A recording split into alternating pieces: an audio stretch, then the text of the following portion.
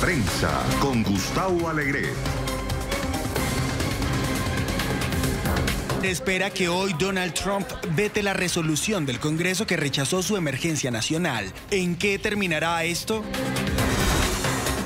Se reanuda el diálogo en Nicaragua con la promesa de liberar a más presos políticos. ¿Está Daniel Ortega ganando tiempo? Aquí comienza Club de Prensa con Gustavo Alegret. Esta y otras cuestiones de la actualidad para comentar hoy con quienes ya nos acompañan en esta mesa de trabajo. Hoy lo haremos con María Luisa Rosell, que es periodista del canal mexicano Uno TV. María Luisa, ¿cómo estás? Buenos días. Buenos días, Gustavo. María Luisa es peruana. Nos acompaña también Michael Camilleri, es director del programa de Estado de Derecho del Diálogo Interamericano, uno de los centros de pensamiento más relevantes de la capital estadounidense cuando nos referimos al hemisferio occidental y América Latina en particular. Michael, ¿cómo estás? Buenos días. Buenos días. Gracias por acompañarnos. Y con Natalie Salas, es periodista venezolana. Gracias, Natalie, por estar con nosotros. Bienvenida. Gracias a ti. Vamos a comenzar con esa noticia con la que muchos de nosotros nos despertábamos, y es esa nueva masacre con el que el mundo ha amanecido. Y ha sucedido, como explicábamos en NTN24, en el programa La Mañana, en Nueva Zelanda, un país que habitualmente, lo pensaba esta mañana, no nos ofrece noticias. Y cuando hablamos de Nueva Zelanda hablamos más bien de un destino turístico como para alejarse del mundanal ruido. Y ese mundanal ruido hoy se ha convertido en ruido, ciertamente, y en lágrimas, una nueva masacre. Me gustaría pedirles una reflexión sobre lo que ha sucedido, ese objetivo otra vez de una comunidad religiosa, es decir, un crimen de odio sin duda, y particularmente la referencia a la inspiración, de acuerdo a lo que la policía neozelandesa ha revelado, de esos movimientos de extrema derecha, de supremacismo blanco, algunos de ellos en Estados Unidos. María Luisa. Sí, yo creo que lamentable y tristemente, como comentábamos con Michael y con Natalie antes del programa, este ataque lo que es tristemente es una confirmación de que el extremismo y el odio y los crímenes de odio se están convirtiendo en un tema internacional, lamentablemente, desde Charlottesville en Virginia hasta Christchurch en Nueva Zelanda. Yo estuve en los años 90 en Christchurch y la verdad es que es una ciudad, la segunda más importante de Nueva Zelanda, y en Nueva Zelanda típicamente no escuchas de este tipo de noticias. Un lugar donde tú te imaginarías que más bien es un ambiente pacífico, un lugar apacible, amigable, y se despiertan, como tú muy bien describías hoy, con un tema tan violento. También llama mucho la atención la inspiración de este australiano que adquirió un armamento de gran capacidad para llevarlo y cometer este ataque en las mezquitas contra esta comunidad musulmana. Y filmó incluso. Y filmó y lo transmitió en vivo. Nueva Zelanda fue en el año 1990, en el que murieron 13 personas. Nueva Zelanda adoptó una serie de medidas para restringir el acceso a las armas. Son medidas que no son tan estrictas como las que tiene, por ejemplo, Australia, que también a raíz de otro tiroteo masivo decidió adoptar, y de acuerdo a las estadísticas ha dado resultado porque han caído las masacres en el país, han disminuido el número de masacres en el país, pero no son lógicamente tan estrictas como las europeas o las australianas, decíamos, ni tan laxas como las estadounidenses. Hay un dato que nos llamaba la atención, que nos sirve de contexto. De acuerdo a la Universidad de Sydney, en el 2017 se vendieron en Nueva Zelanda, Michael, 1,5 millones de armas de fuego a los neozelandeses. Bueno, el tema de armas claramente es algo que siempre hay que estudiar después de un hecho tan horrorífico como esto. Y seguramente en Nueva Zelanda ese debate se va a dar. Ojalá sea más, digamos, fructífera que ha sido en este país, donde hemos tenido lamentablemente que pasar por muchos días, como está viviendo Nueva Zelanda en este momento. Pero creo que hay dos elementos más que hay que mencionar.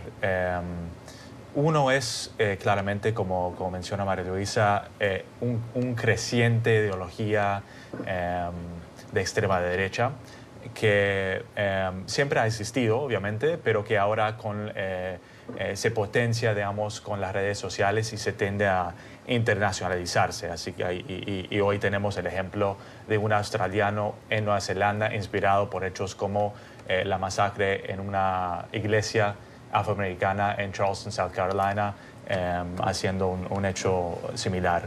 El otro elemento que tenemos que tomar muy en serio es la tendencia de algunos líderes de legitimizar o normalizar este tipo de ideología y de discurso. María Luisa ha mencionado las protestas violentas neonazis en Charlottesville en 2017, momento en el cual el presidente Trump dijo que había gente buena de los dos lados, de alguna manera legitimizando ese tipo de discurso y ideología neonazi. Creo que si bien no hay una línea directa entre una cosa y la otra, es muy peligroso cuando personas con ese tipo de plataforma, personas que elegimos para liderar las sociedades, en vez de condenar este tipo de ideologías, tienden a legitimizar. Bueno, me voy también un poco con la reflexión de mis dos compañeros, no solamente por el creciente aumento de esta tendencia a defender el supremacismo blanco, pero también es un crimen de odio. Más allá de las investigaciones que en este momento se están llevando a cabo, yo también diría, un poco apoyando lo que dice Michael, de la tendencia de algunos líderes con un lenguaje polémico y que no tenemos en este momento todavía las herramientas para un debate serio a nivel mundial, porque esto está a nivel mundial, de lo que significa el control de armas y qué está pasando para poder frenar este odio que se está acrecentando en contra de inmigrantes o en contra de otras personas que piensen diferente o que tengan una religión diferente. Más allá de las medidas de seguridad en iglesias, porque también ocurrió, por ejemplo, aquí en octubre del año pasado en Pittsburgh, ocurrió en Carolina del Sur, más allá de eso... Pittsburgh, que fue catalogado como el atentado o crimen de odio más importante de la historia de Estados Unidos. Crimen de odio, no masacre. Exacto. Porque de masacres ha habido otras, como la de Las Vegas, la de Pulse en Florida, pero la de tener como objetivo a alguien por pertenecer a una religión o tener una determinada ideología, sí fue el más sangriento. Y otro punto importante también, Gustavo, que me parece a mí, y es ese deseo de notoriedad que tienen este tipo de gente. Lo hizo Nicolás Cruz antes de cometer el acto terrible en Parkland, Florida. Se grabó en un video, no lo hizo en las redes sociales, lo montó en las redes sociales, pero lo transmitió en un Facebook Live. O sea, todos vimos esos 17 minutos en donde él sencillamente entró, no se sabe todavía si es el mismo atacante de las dos mezquitas, pero sí lo transmitió en Facebook Live. Entonces necesitan esa notoriedad, necesitan tener que la gente se entere que ellos son quienes son, ¿no? Y eso yo creo que también pudiera poner en el tapete un pensamiento o una reflexión sobre el uso de estas redes sociales que causan una fascinación en donde todo el mundo está pegado, pero que definitivamente tiene un arma de doble filo. ¿Qué responsabilidad tenemos los periodistas frente a estos manifiestos, estas reivindicaciones, a la hora de enfrentarnos a dar la información, pero contribuir a lo que buscan los autores de la masacre, estén vivos o muertos, al divulgar su ideología? Yo creo que tenemos una gran responsabilidad que tenemos que saber manejar con pinzas, más en este momento cuando las redes sociales prácticamente neutralizan a un periodista que tiene una fuente confiable, ¿no? O sea, la gente le cree más a los grupos de WhatsApp o de Telegram que al propio periodista, muchas veces. Entonces yo creo que nosotros tenemos que sencillamente mantenernos en la línea informativa, veraz, sincera, corroborar cada fuente, saber que todas las palabras que nosotros estamos emitiendo en cualquiera de las plataformas, bien sea redes sociales personales o incluso medios de comunicación social, tiene una consecuencia, y esa consecuencia puede ser para el bien o puede ser para el mal. Tenemos que llamar a la reflexión. Creo que tenemos en este momento una oportunidad de oro, tenemos pantalla para llamar a la reflexión y que realmente exigir un debate serio en cuanto al control de armas. Una periodista neozelandesa justamente contestaba a tu pregunta hoy en la mañana. La escuchaba en la radio pública y ella decía que uno de los principales puntos de discusión en ese momento entre los periodistas en ese país es hasta qué punto es importante o cuán importante es divulgar el lenguaje utilizado por el atacante que se ha inspirado en actos de terror y en actos de violencia ocurridos acá en Estados Unidos. Creo que la clave está un poco en el manifiesto que él escribe de 70 y pico páginas. La prensa neozelandesa y la prensa internacional ha tenido acceso a ese documento, en donde una de las cosas que más llama la atención y en la que está haciendo énfasis el periodismo neozelandés es la repetición de mucho del lenguaje violento utilizado en Estados Unidos por grupos supremacistas, por grupos racistas, para utilizar ese mismo lenguaje y justificar sus actos de terror en otras partes. Por ejemplo, llamar o decir que hay un genocidio de los blancos en Estados Unidos y que son unas víctimas de las minorías o de los inmigrantes, o el lenguaje en contra del multiculturalismo, en contra de la diversidad. Era muy interesante el énfasis que ella hacía respecto de resaltar cómo se repite ese lenguaje violento a través de las redes sociales y a través de las páginas web de estos grupos supremacistas, y cómo es importante educar a la población. Y eso me pareció importante. No querría volver a un debate que hemos tenido mucho en este programa y en general en los medios de comunicación, y es la responsabilidad que tiene la administración actual y particularmente el presidente Trump en alentar o no, con su lenguaje, con sus posicionamientos, con sus ideas, con sus mensajes en Twitter, esos movimientos de extrema derecha o del supremacismo blanco. Ese no es el debate que me gustaría plantear, a no ser que ustedes quieran entrar en él. Pero sí me gustaría ver cómo se ha producido este atentado en un país que no es Estados Unidos, y que tiene esa inspiración en esos movimientos que se producen en Estados Unidos. La responsabilidad del resto de gobiernos del mundo frente a una administración que hasta cierto punto ha sido laxa en la condena de ese tipo de comportamientos. Esos gobiernos, para no enfrentarse a Donald Trump, han mantenido un cierto silencio que puede haber contribuido a que surjan, como decía esta mañana, un lobo solitario o un individuo que perpetre este tipo de atentados, Natalie. Yo creo que definitivamente la administración del presidente Donald Trump tiene una gran responsabilidad a nivel mundial. No hay que ocultar que aquí en Estados Unidos hay una pasión de una gran parte de la población por las armas. De hecho, la NRA tiene una gran cantidad no solamente de seguidores, sino que además que también tiene mucha fuerza y poder político aquí en Estados Unidos. Yo recuerdo una vez en Dallas que estaba con casualidad en la ciudad y estaba celebrándose la convención de la NRA, y por el otro lado, te estoy hablando de algo así como 2 cuadras que era que lo separaba, había una manifestación precisamente por la gente de Parkland, ¿no? Que estaban cumpliendo en ese momento un periodo.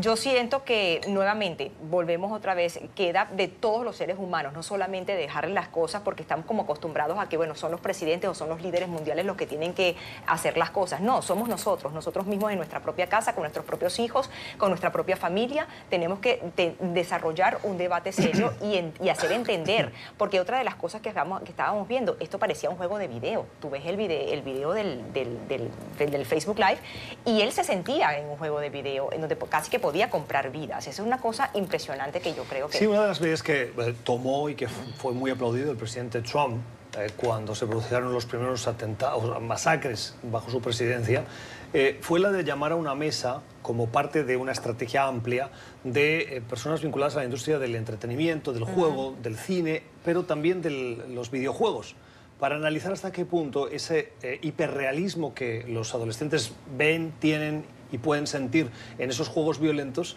acaba influyendo en determinados comportamientos, rebajándole la dureza moral o la condena moral que puede tener el agarrar un arma, una semiautomática y salir a la calle, a cualquier centro comercial o escuela a disparar. En ese sentido, se inició un trabajo que me atrevería a decir que ha quedado inconcluso, porque no se han llegado a conclusiones o a definiciones de comportamiento, de restricciones de ningún tipo.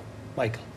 Es un tema que en efecto se ha ido estudiando, sobre todo cuando pasan las masacres en las escuelas y son personas jóvenes que tienen, digamos, que son aficionados de estos videojuegos, y se pregunta si eso los desensibiliza de alguna manera a este tipo de hechos que toman vidas, y merece seguir siendo una cosa que se estudia de manera seria y con una investigación académica, digamos, rigurosa.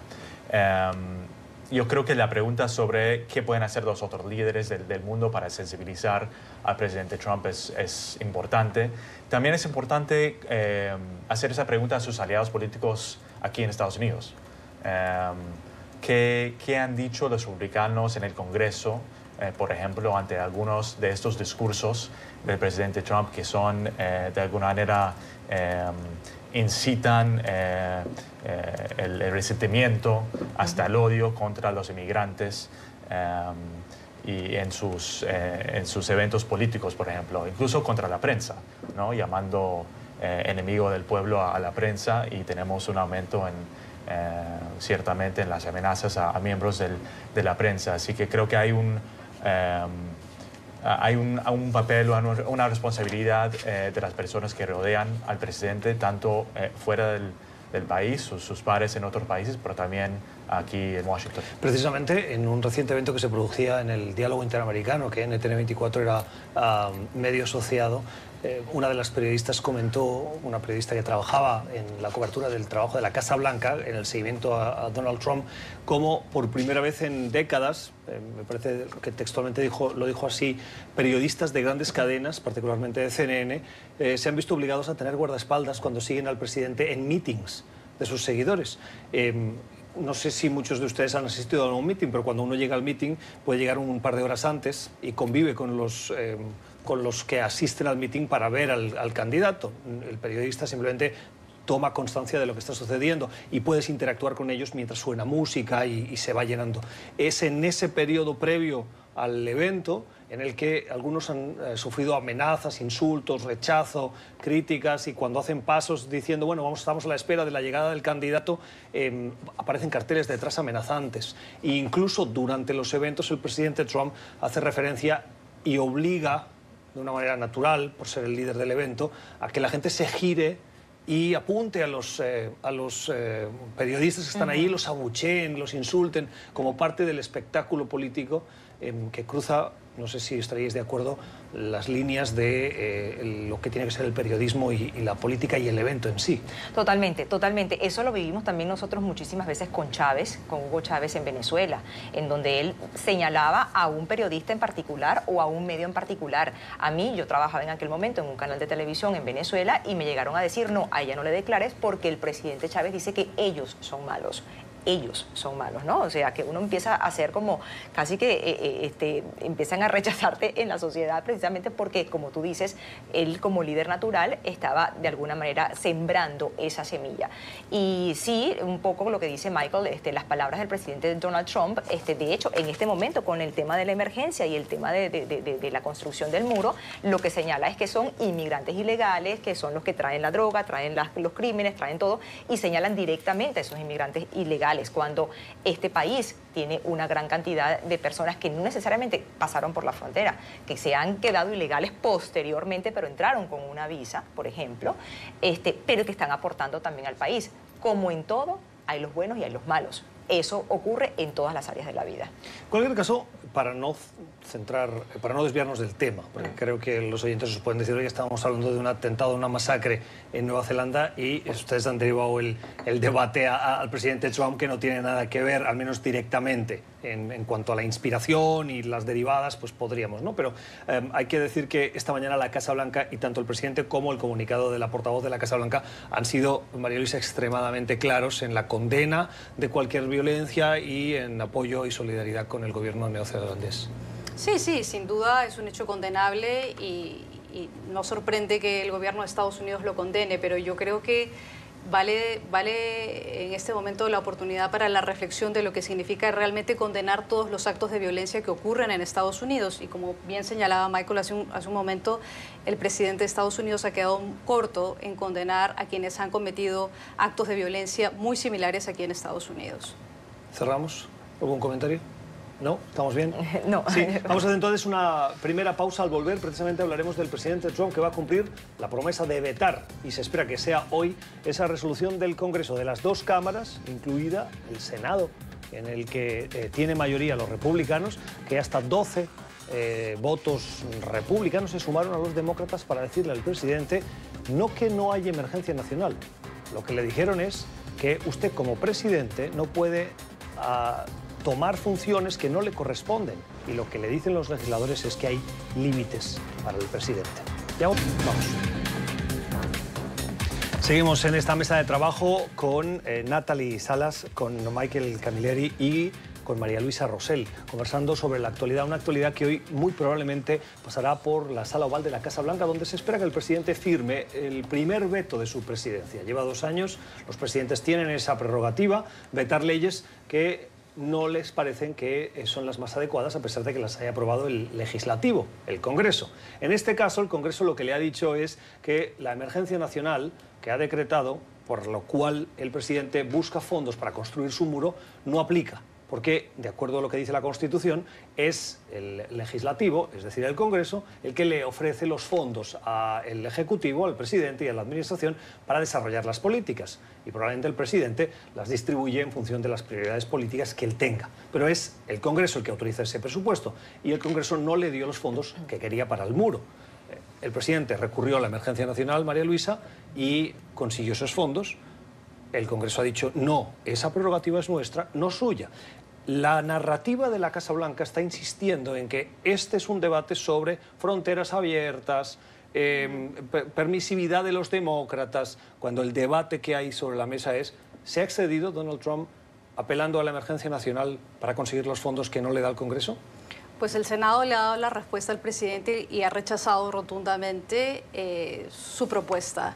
Lo diciendo, lo importante es que han sido 8 republicanos los que se han unido a los demócratas. En el Senado hay 100, 53 son republicanos, y de esos republicanos 8 le han dicho no al presidente. Es importante notar que dentro del Partido Republicano, dentro del oficialismo, hay voces que están en completo desacuerdo con la posición del presidente, decir que sí hay una emergencia nacional, que sí se justifica saltearse la autoridad del Congreso para desviar fondos de otras agencias federales para construir el famoso muro que era, digamos, la promesa de campaña más importante de Trump. Y que desde el punto de vista político está siendo rechazada por varios sectores. Las propias agencias federales de Estados Unidos han contradecido al presidente de Estados Unidos al señalar que el número de inmigrantes que cruzan la frontera está en declive, que el ingreso de droga a los Estados Unidos ocurre más por los puntos de entrada que, como dice el presidente de los Estados Unidos, por la frontera. Y que se necesita un muro para evitar que entren más drogas, más criminales. Entonces, yo creo que es importante el número de republicanos que se han unido al de los demócratas en un momento en que el presidente está siendo circundado y cuestionado por una serie de investigaciones que tienen que ver no solo con las elecciones y con la posible infiltración de Rusia en las elecciones del 2016, sino en un momento donde la credibilidad del presidente está en uno de los niveles más bajos, porque está siendo investigado también por la posibilidad de fraude, de evasión de impuestos y de otras investigaciones que incluso atañen y circundan a su propia familia, a los miembros de su familia. Entonces, creo que probablemente este es uno de los momentos más complejos para el presidente y está por verse si es que después de que el presidente firme este veto el día de hoy, se podrían unir más republicanos, porque se necesita por lo menos un número mayor de republicanos para que finalmente el presidente sea bloqueado. El presidente en este momento tiene la posibilidad del veto, pero si hubiera un número mayor de republicanos, republicanos que rechazan la política del presidente de los Estados Unidos, efectivamente no podría tener ninguna posibilidad de que esta declaración de emergencia se concrete en algún momento. Claro, porque después del veto, la resolución puede volver al Congreso y allí no necesitan las mayorías simples, sino mayorías calificadas para revertir el veto del presidente. Así es. Y se acabaría imponiendo la voluntad del Congreso. En la Cámara de Representantes, donde hay mayoría y además holgada demócrata, no parece que hubiera ningún problema para conseguir esos 2 tercios, pero en el Senado la cosa iría más justa. Dicen algunos que si el presidente veta, hay republicanos que, si bien en este momento no se han sumado a ese rechazo de la emergencia nacional, sí se sumarían al ver el veto del presidente, porque verían como una doble decisión de excederse en sus funciones. Como que le dan el punto de gracia de decirle, mire, la resolución ya ha pasado, ahora acéptela. y cuando no lo acepta es cuando a los 12 que ya se han sumado los demócratas se podrían sumar otros tantos para llegar a esos 2/3. Eso sí sería un revés, Michael, para el presidente, porque el partido republicano le daría la espalda. Sería un revés importante. No creo que pase, digamos. Yo creo que probablemente el presidente consiga los votos para mantener su veto, y en ese sentido el voto del Senado se convierte en algo simbólico, en el sentido que la declaración de emergencia sigue en pie, pero significativo en el sentido que es la primera vez que algunos republicanos, o una de las primeras es que un bloque de republicanos en el Congreso le empiezan a poner frenos al presidente. Creo que lo que viene ahora es interesante analizar. Por un lado, una batalla legal, jurídica en los tribunales. Sobre si el ejercicio de esa potencia de declaración de emergencia fue apropiada por parte del presidente. En estos temas de política exterior, de seguridad nacional, los tribunales de Estados Unidos tienden a deferir mucho al Ejecutivo, al presidente. Eso ha sido la historia, pero creo que en este caso la base fáctica que utiliza el presidente Trump para justificar la declaración de emergencia es tan débil que es muy posible que la Corte Suprema termina revirtiendo, tumbando la declaración de emergencia. Eso se sentaría un precedente importante. Ahora, creo que el presidente Trump gana de todas maneras. Yo estoy de acuerdo con eso.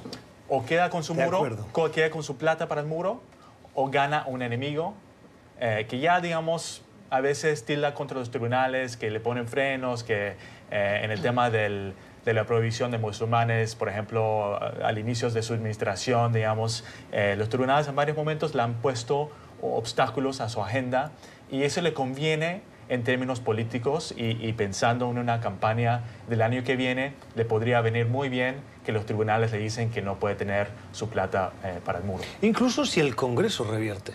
Es como decirle lo de drenar el pantano. No, es que eso es la política de Washington. Yo soy un empresario que vengo de fuera de la política. Miren lo que hacen la política. Evitan que el político y yo como mártir. Y de ahí volvemos a la narrativa de la campaña que a él le interesa. Y no estamos hablando de cómo ayudar a las comunidades o a las minorías, cómo aplicar medidas económicas. Volvemos a la narrativa que él marca en una agenda de manera muy hábil, Natalie. Sí, y también yo aquí vería otro punto, ¿no? Y es que es una medición de fuerzas en los poderes. Estamos hablando del legislativo y el ejecutivo, están viendo cuál es el que puede tener la mayor capacidad para alar a su lado.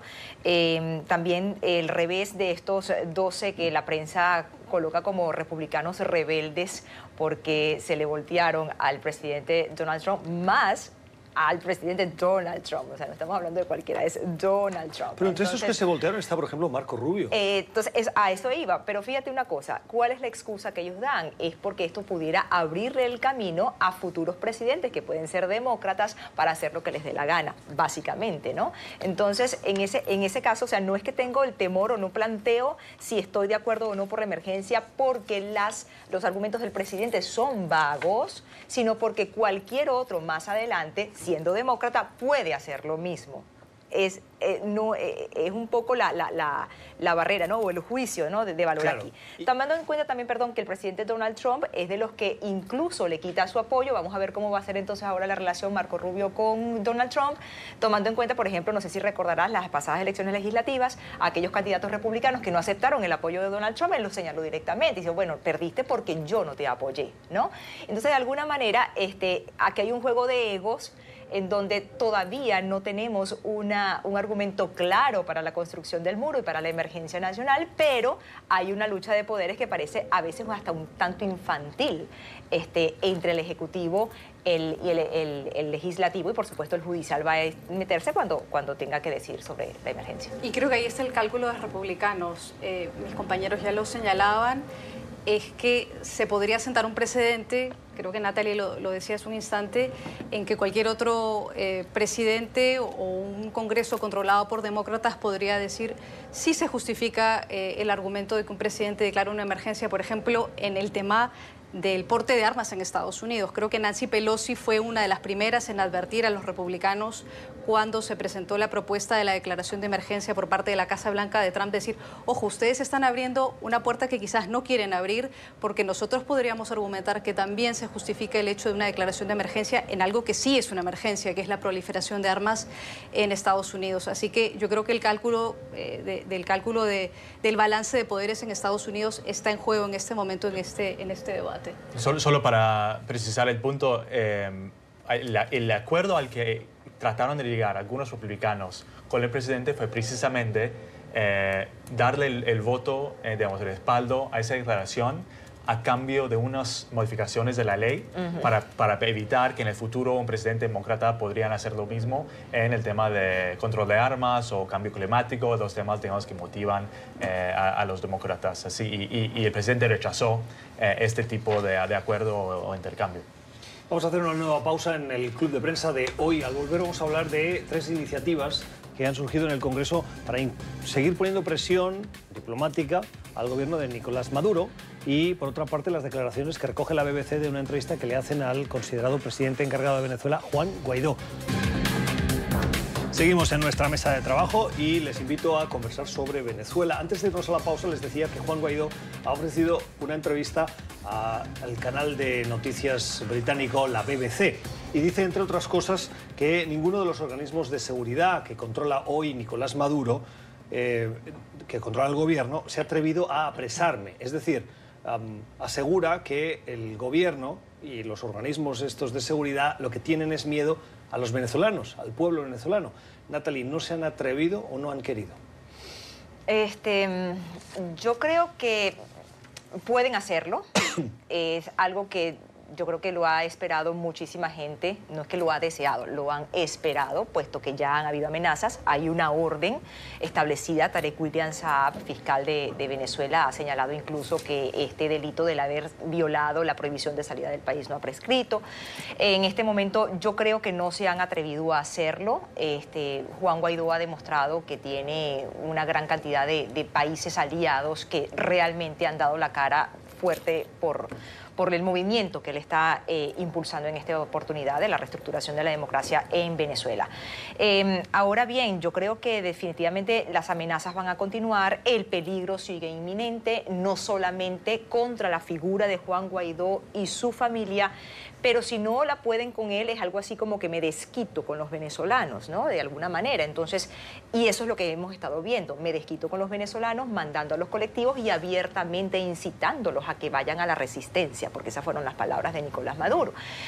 Vayan a la resistencia, es el momento de defender la revolución, que eso también lo decía Hugo Chávez Frías. Entonces estamos hablando de que hay un peligro más allá de toda la ayuda humanitaria que ya conocemos.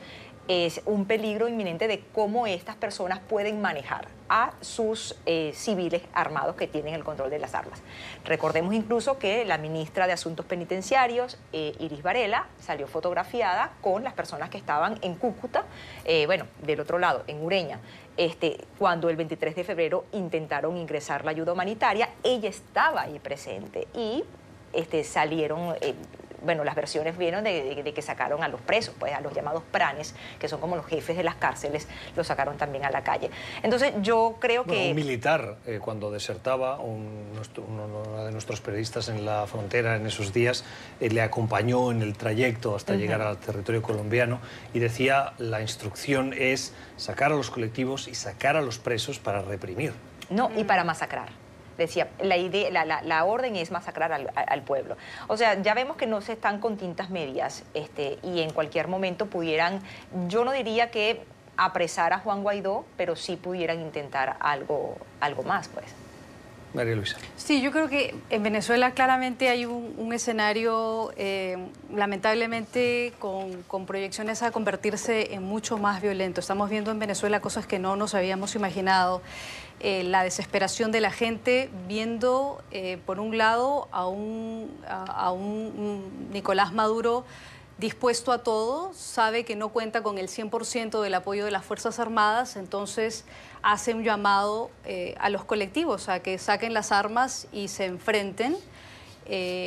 a la oposición, y por otro lado vemos a un presidente encargado, Juan Guaidó, desafiante, diciendo si me quieren apresar, pues vengan, aquí estoy. Lo que eso demuestra es que claramente, primero, por un lado, Nicolás Maduro no tiene todo el respaldo de las Fuerzas Armadas. Hay mucho temor dentro de las Fuerzas Armadas y probablemente la mayoría no apoya, pero no puede en este momento darle la espalda a Nicolás Maduro. Por otro lado, tienes gente dentro de las Fuerzas Armadas en la cúpula que está altamente comprometida con lavado de dinero, narcotráfico y una serie de acusaciones.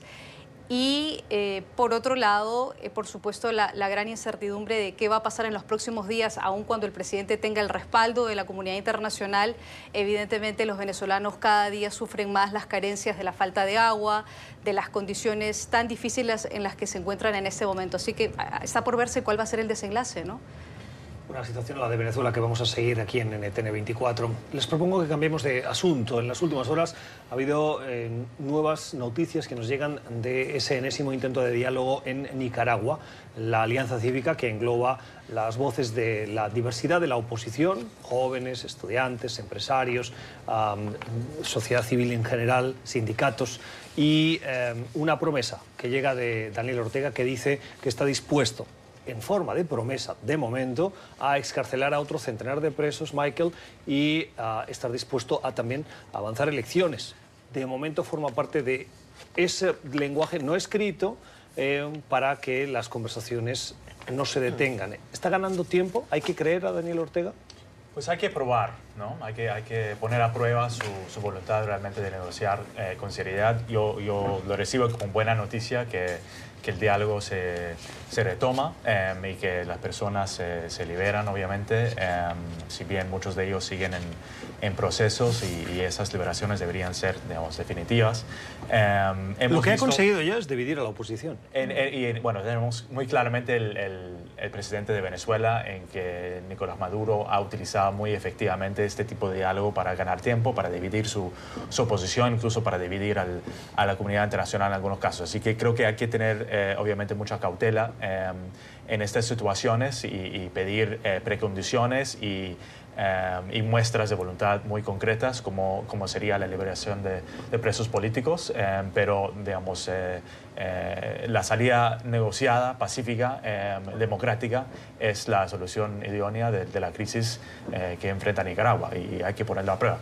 Dos comentarios sobre lo que decía ahora Michael. El primero, para que tengan una dimensión de la importancia de esos presos, considerados presos políticos, según organizaciones de derechos humanos, había unos 700, 770 detenidos por ser considerados presos políticos. Al inicio de esta ronda de diálogo se liberaron 100, quedan 600. O sea, que quieran liberar unos 100, van a quedar 500, para que tengan la dimensión de lo que estamos hablando y cómo se está jugando desde el oficialismo con los presos políticos. Natalie, los avances de ese diálogo, y decíamos si nos tenemos que creer a Daniel Ortega con esta dimensión de juego de cifras de presos políticos. Es que, bueno, justamente a ese punto quería llegar yo, y es que pareciera que los presos políticos son fichas, ¿no?, que tengo que canjear, y ese es el arma o el modo de trabajar de gente como, por ejemplo, Daniel Ortega o incluso Nicolás Maduro también en Venezuela. Tú me das algo y yo a cambio te libero a unos cuantos presos políticos o catalogados como presos políticos. Y además, por ejemplo, en el caso también de Venezuela, que los liberan con regímenes de presentación, es decir, que no tienen libertad plena, que eso también es otro punto. Básicamente para ellos lo que siento yo es que el ser humano es una ficha de juego y que necesito tenerte a ti como de mi lado, como un juego de ajedrez, para ver cómo cambio peones uno por el otro, ¿no? Es una situación bastante crítica. Coincido con Michael en que tiene que ser trabajada con mucha seriedad, y sobre todo que debe estar la gente que se sienta en esa mesa de diálogo, estar dispuesto a entender primero quiénes son ellos y cómo actúan, porque ya hemos visto las consecuencias de sus gobiernos, y saber que no andan con juegos y que definitivamente no es que tú me tienes que liberar a unos presos políticos, no, es que tú tienes que tener reglas claras, acordes con los cánones internacionales de tratamiento, por ejemplo, de estas personas. Muchos de ellos están, como por ejemplo en las cárceles de Venezuela, no tienen acceso ni a las visitas, ni a su... representantes legales. Exacto, representantes legales, incluso ni siquiera al servicio médico, que es lo más básico para una persona. O sea, los derechos humanos están siendo violentados. Y eso es algo que tiene que quedar claro en esa mesa de diálogo. Yo creo que por eso es entendible la desconfianza de los jóvenes nicaragüenses que forman parte de un gran bloque importante de la oposición, el de rechazo a Daniel Ortega, de las verdaderas intenciones de Daniel Ortega cuando dice su gobierno que podría estar dispuesto esta semana, ¿no?, a comenzar una nueva ronda de negociaciones y de diálogo. Es evidente que se enfrenta a la otra parte, a la otra facción de la oposición, que es el empresariado, que sí estaría dispuesto a un poco flexibilizar la posibilidad del diálogo en el gobierno. Los jóvenes estudiantes nicaragüenses no están dispuestos a transar y yo creo que eso dificulta un poco la famosa división que hay en este momento en la oposición nicaragüense. 10 y 19 minutos en Bogotá y Maquito, las 11 y 19 en la costa este de Estados Unidos, cuando conocemos hoy el reporte de la Oficina de Naciones Unidas contra la droga y el delito. María Luisa, y Perú llama la atención, dice este informe, que del 2017, último año donde hay datos consolidados con respecto al 2016, en Perú ha crecido el cultivo de coca en un 14%, convirtiendo al Perú en el segundo productor de cocaína del mundo, con 171.000 hectáreas cultivadas, superado solo por Colombia y seguido por Bolivia. ¿Qué está pasando en Perú? ¿No hay control? No, lo que yo creo es que hay varios factores. Primero, ha cambiado un poco la dinámica de la demanda de droga en otros países en el Cono Sur, por ejemplo, Chile, Argentina. También un poco la dinámica de cómo es el narcotráfico y el crimen organizado en Brasil. Es por la frontera peruano-brasileña que sale mucha de la cocaína hacia Europa, más que Estados Unidos. La oficina encargada de la lucha contra las drogas en el Perú, que es debida, junto con otras autoridades, han hecho varios esfuerzos para tratar de contrarrestar esto, pero hay varias dificultades. Una de ellas es que las mismas organizaciones que luchan contra el cultivo de la hoja de coca y contra la producción de cocaína y la lucha de drogas en el Perú no se ponen de acuerdo en cómo se puede cuantificar el cultivo de hoja de coca en el Perú. La otra lucha, que es una lucha muy compleja, es la lucha de las Fuerzas Armadas en el Perú, en la zona del N, del Perené, en los valles de la Purímac, que están básicamente donde está la mayor concentración del cultivo de hoja de coca y que es una zona que representa más o menos el 41% del territorio cultivado de hoja de coca en el Perú. Y es que la remoción manual de los cultivos de hoja de coca en el Perú no funciona porque el crimen organizado en esa zona es muy poderoso. Van las patrullas de las Fuerzas Armadas, militares peruanas a tratar de combatir al crimen organizado y efectivamente están en desventaja con el equipo, con el armamento que tienen ellos. Entonces creo que es una medición de fuerzas muy compleja, crimen organizado versus la falta de equipamiento de las Fuerzas Armadas peruanas, aun cuando ya hemos visto recientemente que han sido emboscados y asesinados militares peruanos.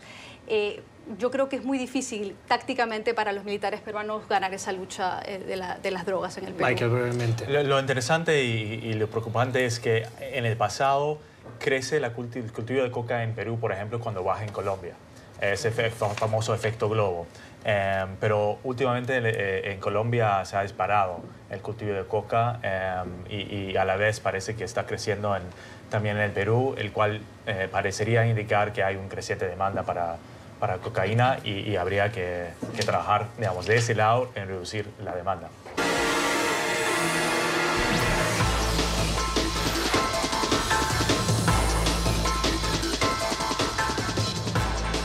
Tiempo para escuchar a quienes le otorgan la mala semana. María Luisa, ¿quién se ha llevado una mala semana estos días? Mala semana para los hijos de esas 50 personas implicadas en este caso de admisiones fraudulentas a universidades súper prestigiosas, Georgetown, Harvard, en fin, muchas otras aquí en Estados Unidos que pagaron en promedio más de $500,000 para que sus hijos ingresaran, aun cuando no tenían los requisitos ni las capacidades académicas para ingresar a estas universidades. Formaron un esquema de fraude, de sobornos digamos, pagados bajo la mesa para que sus hijos puedan ingresar.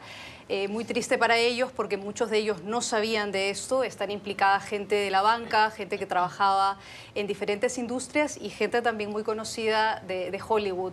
Demuestra un poco la corrupción que hay en Estados Unidos y que uno no imaginaría que llegaría incluso a este tema, ¿no? Que es admisiones universitarias a prestigiosas universidades en los Estados Unidos. Y choca con uno de los principales motivos que inspira el funcionamiento de esta sociedad, que es la meritocracia, que en tantos otros países siempre lamentamos que no exista y que Estados Unidos también adolece cuando vemos cosas de estas.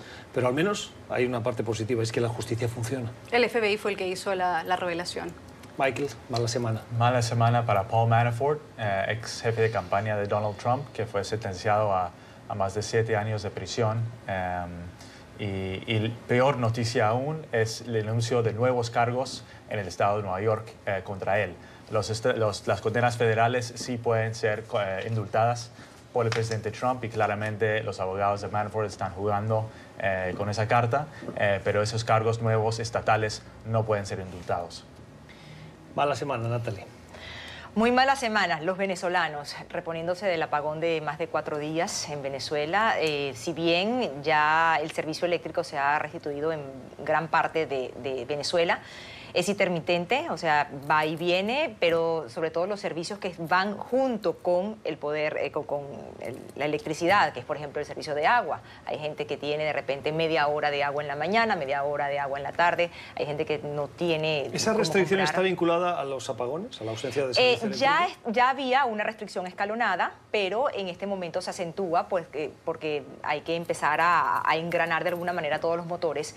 El consumo de agua aumenta y se acaba rápidamente, aparte de que no hay surtideros, o sea, muchos de ellos están contaminados, es la gente que está comprando botellones de agua. Antes tú veías, por ejemplo, imágenes de personas agarrando en riachuelos y en ríos en la calle. Entonces esa es la muy mala semana que todavía en Venezuela no se ha... Yo siempre que oigo cosas de estas me acuerdo que Venezuela era uno de los destinos del Concorde. Sí. Como ejemplo del potencial que suponía ese país y la referencia, y cómo los colombianos, me cuentan muchos, y no tan viejos, iban a Venezuela a descubrir cosas que habían llegado del mundo y que no estaban en sus países, pero ya estaban en Venezuela. ¿Y dónde estamos? Madre mía. Natalie Salas, Michael Camilleri, María Luisa Rosell, gracias por haber estado con nosotros. Gracias. Que tengan un feliz fin de semana. Y a ustedes lo mismo, que descansen este fin de semana. Gracias por la sintonía y la generosidad de su tiempo. Nosotros el lunes volvemos y probablemente hablaremos de la llegada de Bolsonaro a Washington. Agenda bilateral con Donald Trump. Hasta el lunes.